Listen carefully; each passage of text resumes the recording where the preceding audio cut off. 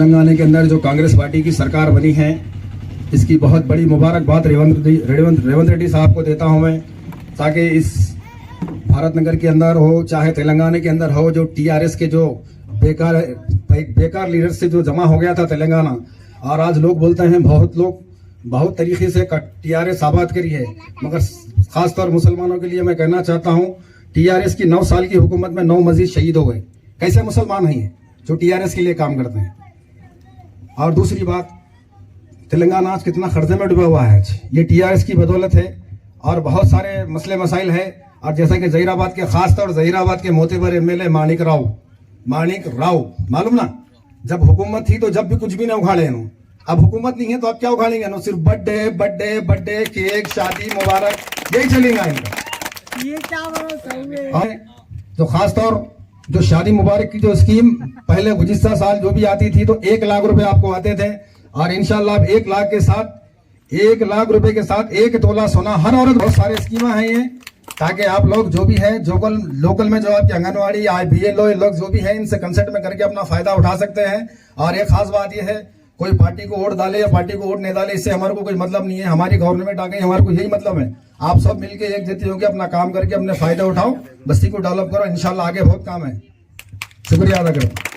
मैं जहीराबाद कांग्रेस पार्टी का और तेलंगाना की कांग्रेस पार्टी का शुक्रिया अदा करता हूं मैं। जैसे कि भारत नगर एक छोटा सा एरिया है, यहाँ के एक नुमाइंदे को डिस्ट्रिक्ट के अंदर आईएनटीसी प्रेसिडेंट देना संगारेड्डी डिस्ट्रिक्ट का हमारे लिए बहुत बड़ी बात है, और इंशाल्लाह पोस्टिंग के लिए ट्राई करना है, और बहुत सारे काम है हम करके दिखाएंगे इंशाल्लाह। और शुक्रगुजार हूँ मैं कांग्रेस पार्टी का और चंद्रशेखर साहब का, और जितने भी हमारे साथी इस पोस्ट के अंदर मदद करे हैं, मैं सबका शुक्रिया अदा करता हूँ। रेवंत रेड्डी साहब का भी शुक्रिया अदा करता हूँ। पार्टी के अंदर भी कम्युनिस्ट और कांग्रेस का ही झंडा लहराएगा, और देहातों में जो सरपंच एमपीटीसी है, आप लोगों को तो मालूम कि जहीराबाद कांग्रेस का गढ़ रहा, जबकि कांग्रेस की हुकूमत टीआरएस की हुकूमत रहने के बावजूद भी जेडपीटीसी सारे कांग्रेस, एमपीटीसी सारे कांग्रेस ही कांग्रेस। और जो म्यूनसिपालिटी का इलेक्शन नहीं होने का मतलब ही यही था कि टाउन के अंदर अगर हम हारेंगे तो हमारी शर्मिंदगी होगी, और ये दूर नहीं रहे। अब सबसे बड़ी बात, तो जहीराबाद से रावण से जैसी दीपावली में रावण को जलाए दशहरे के अंदर, हरीश राव से हमको मुक्ति मिली जहीराबाद के अंदर। हरीश राव से जो मुक्ति मिली जहीराबाद के अंदर, अब हरीश राव आएगा नहीं, आफ्टर हरीश राव भी एक एमएलए रहेगा। अब माणिक राव साहब ही है, बेचारे कुछ करते थे ना, इससे पहले कुछ कर सके ना, अब कुछ करेंगे। लेकिन अब जो नौजवान तबका जो म्यूनसिपालिटी के अंदर आएगा, वो बराबर कांग्रेस के 6 गारंटी के साथ में वो लोग काम करेंगे। उनके साथ में काम कराने पे मजबूर सीपीआई करेंगी, और सीपीआई के कैंडिडेट भी भरपूर तरीके से जहीराबाद की म्यूनसिपालिटी में हो या आम जगह हो, उनके साथ में रहेंगे।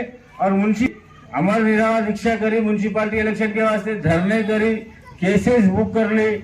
आज भी जहीराबाद में जो म्यूनसिपालिटी का फंड है, खासकर पस्तापुर, छोटी होती, छोटा हैदराबाद, ये जो लिए, आज जहीराबाद के अंदर कहीं भी ये म्यूनसिपालिटी में जाने के बाद यहाँ से टैक्स तो वसूल करे टीआरएस गवर्नमेंट में, लेकिन यहाँ पे लाइट का इंतजाम नहीं, नल का इंतजाम नहीं, रोड का इंतजाम नहीं।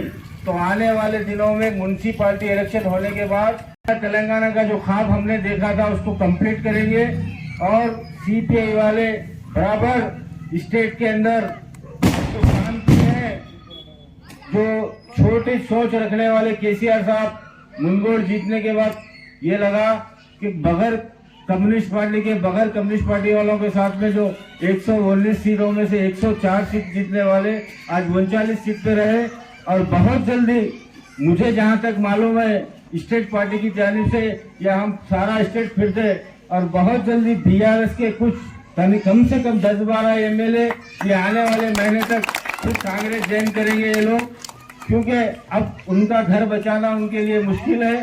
छोटा इलेक्शन हो या बड़ा इलेक्शन हो, हमने बीआरएस के साथ हमारे 10 साल गंवाए हैं, और आने वाले इलेक्शन में कांग्रेस का साथ दीजिए, सीपीआई का साथ दीजिए, और इंशाल्लाह जो 6 गारंटी कार्ड है, और आपको रेवंत रेड्डी साहब जब 9 तारीख को कैबिनेट रहेगा, मैं समझता हूँ या 9 के दिन या तो फिर 10 के दिन ये 6 गारंटी का पास होंगे। अभी कुछ लोग बता रहे हैं कि कैसा चलाएंगे तेलंगाना ऐसा चलाएंगे साहब। आपको रेवंत रेड्डी जी ने कहा है कि डबल बेडरूम सरकार आप तो नहीं दी, लेकिन चंचलगुड़ा में केसीआर साहब का डबल बेडरूम पक्का रहेगा। फिर कि अगर ये बीआरएस वालों के पास से अगर लूट का पैसा निकालेंगे तो पिछले 10 साल तक तेलंगाना के लिए दूसरे का पैसे की जरूरत नहीं है, उतना कमाए हैं बीआरएस वालों ने। क्योंकि मैं जानता हूँ जो भी बीआरएस का लीडर है जिसके लिए चप्पल खरीदने के लिए पैसे नहीं थे, लेकिन आज BMW गाड़ी में घूमने के काबिल है। हमने ये भी देखा कि इलेक्शन में कितना पैसा खर्चा करने के बावजूद कुत्तागुड़म ने कहा था कि खम्मम डिस्ट्रिक्ट में टीआरएस का गेट कोई बीआरएस का एमएलए असेंबली का गेट भी नहीं छू सकेगा। हुआ क्या नहीं हुआ ऐसा, एक भी एमएलए नहीं जीता। तो कम्युनिस्ट वाले जो चाहते हैं वो करते हैं और रेवंत रेड्डी जी का भरपूर हम लोग साथ देंगे इंशाअल्लाह। हमारी कॉन्स्टिट्यूंसी में सिर्फ जो संगारेड्डी का जो शेर था जग्गारेड्डी, लेकिन शेर अगर बूढ़ा हुआ तो कोई फर्क नहीं पड़ता ना। संगारेड्डी में भी डिस्ट्रिक्ट हेडक्वार्टर में भी कम्युनिस्ट पार्टी और कांग्रेस पार्टी उसी तरीके से काम करेंगी। और इंशाअल्लाह आज तमाम लोगों का मैं फिर से एक बार अदबन गुजारिश करूंगा कि आने वाले जो इंतखाबात है, चाहे वो म्यूनसिपालिटी के हो या ग्राम पंचायत के हो, आप कांग्रेस के निशान को ही वोट देना है। क्योंकि जो सत्ता में रहता है उसी का काम होता है। ये हमने नहीं सिखाया, ये बीआरएस वालों ने सिखाया है। लेकिन कांग्रेस वालों ने खुल के आज कहा है और परसों भी रेवंत रेड्डी जी ने कहा है कि मुझे भले कोई वोट डाले या ना डाले, लेकिन मैं जो काम करूंगा 4 करोड़ अवाम के लिए काम करूंगा, इसमें जात और पात नहीं रहेगी। मेरी स्कीम हर घर तक जाएगी बोले, और इंशाल्लाह ये हर स्कीम को हर घर तक लेके जाने में कम्युनिस्ट वाले भी इनका भरपूर साथ देंगे। फिर से एक बार मैं आली जनाब खदीर अहमद साहब का और तमाम भारत नगर के नौजवानों का शुक्रिया अदा करते हुए मैं अपनी बात को खत्म करता हूँ।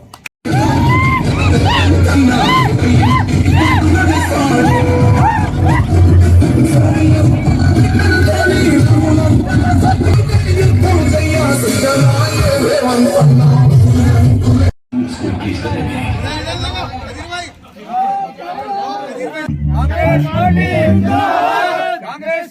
जिंदाबाद, कांग्रेस पार्टी जिंदाबाद, कांग्रेस पार्टी जिंदाबाद।